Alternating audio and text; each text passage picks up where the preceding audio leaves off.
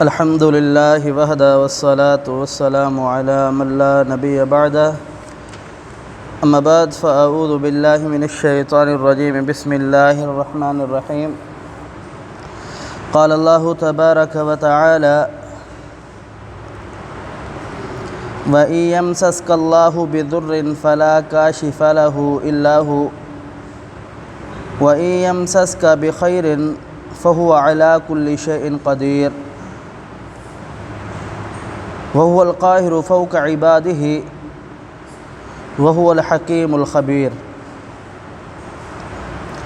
وَإِن يَمْسَسْكَ اللَّهُ بِضُرٍّ فَلَا كَاشِفَ لَهُ إِلَّا هُوَ اور اگر اللہ رب العالمین کوئی تکلیف دے تو کوئی بھی اسے دور نہیں کر سکتا سوائے اس اللہ کے۔ وَإِن يَمْسَسْكَ اگر وہ اللہ رب العالمین پہنچائے بخیر خیر کو فَهُوَ عَلَى كُلِّ شَيْءٍ قَدِيرٌ تو وہ خوب قدرت رکھنے والا ہے ہر چیز پر۔ وَهُوَ الْقَاهِرُ فَوْقَ عِبَادِهِ وہ خوب غالب ہے، حکمت والا ہے اپنے بندوں پر۔ وَهُوَ الْحَكِيمُ الْخَبِيرُ اور وہ خوب حکمت والا ہے اور خوب خبر رکھنے والا ہے۔ اس آیات مبارکہ میں اللہ رب العالمین نے خالصتاً اپنی توحید کا ذکر بیان فرمایا ہے کہ اس دنیا کے اندر انسان کے ساتھ اور بقیہ تمام مخلوقات کے ساتھ جو بھی معاملات ہیں، جو بھی دکھ اور سکھ کے طریقہ کار ہیں، وہ مجھے اللہ رب العالمین کے اختیار میں ہیں۔ پوری دنیا مل کے اگر کسی کو کچھ نفع پہنچانا چاہے تو کچھ بھی ذرہ برابر بھی اسے نفع نہیں دے سکتی جب تک میں رب نہ چاہوں۔ اگر پوری دنیا مل کر کے کسی کو نقصان پہنچانا چاہے تو ایک رائی کے دانے کے برابر بھی کسی کو نقصان نہیں پہنچا سکتی جب تک اللہ رب العالمین نہ چاہے۔ جناب عبداللہ ابن عباس رضی اللہ تعالیٰ عنہ بیان فرماتے ہیں کہ میں رسول اللہ صلی اللہ علیہ وسلم کے ساتھ پیچھے سواری پر بیٹھا ہوا تھا۔ پیارے حبیب پیغمبر علیہ السلام نے فرمایا کہ اے لڑکے، جب بھی تجھے سوال کرنا ہو تو کس سے کر؟ اللہ رب العالمین سے کر۔ اور جب تجھے کوئی چیز مانگنی ہو تو اللہ رب العالمین سے مانگ۔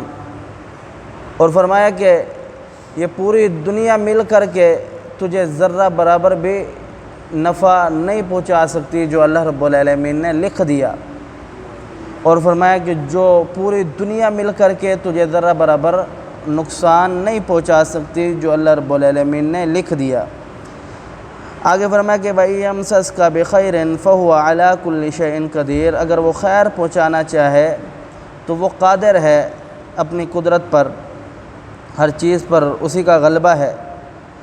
جناب رسول اللہ صلی اللہ علیہ وسلم کی حدیث ہے، آپ علیہ السلام ہر نماز کے بعد یہ دعا کیا کرتے تھے، اللہم لا مانع لما اعطیت ولا معطی لما منعت ولا ينفع ذا الجد منک الجد۔ اے اللہ، اس کا مطلب یہ ہے کہ اے اللہ، اگر تو کوئی چیز عطا کرنا چاہے، کچھ دینا چاہے تو پوری دنیا مل کے اسے روک نہیں سکتی۔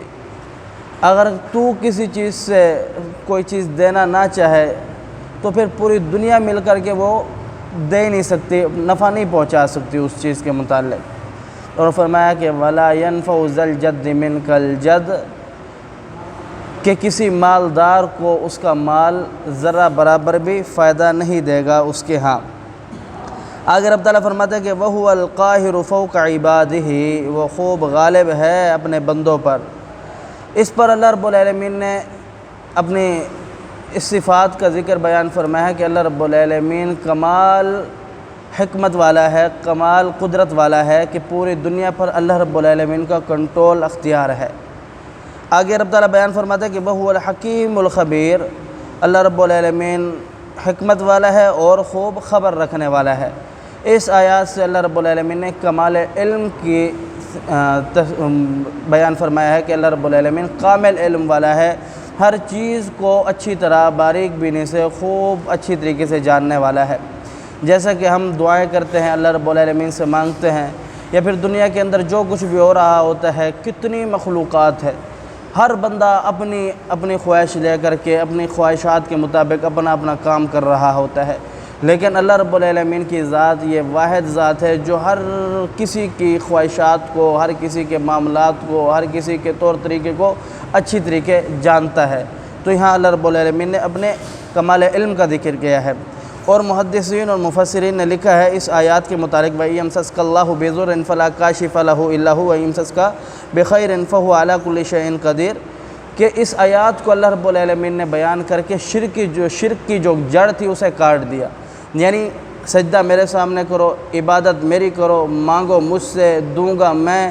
تو اللہ رب العالمین نے یہ چیزیں جب بیان کی تو شرک کی اللہ رب العالمین نے جڑ کاٹ دی، یعنی نفع و نقصان کا مالک میں ہوں، نفع بھی میری طرف سے آئے گا، نقصان بھی میری طرف سے آئے گی، اچھائی بھی میری طرف سے آئے گی اور برائی بھی میری طرف سے آئے گی۔ دراصل اس آیات میں اللہ رب العالمین نے انسان کو اس کا عقیدہ سمجھایا ہے۔ اللہ سمجھنے عمل کی توفیق دے۔ قول قولی ھذا استغفر اللہ لی ولکم ولسائر المسلمین۔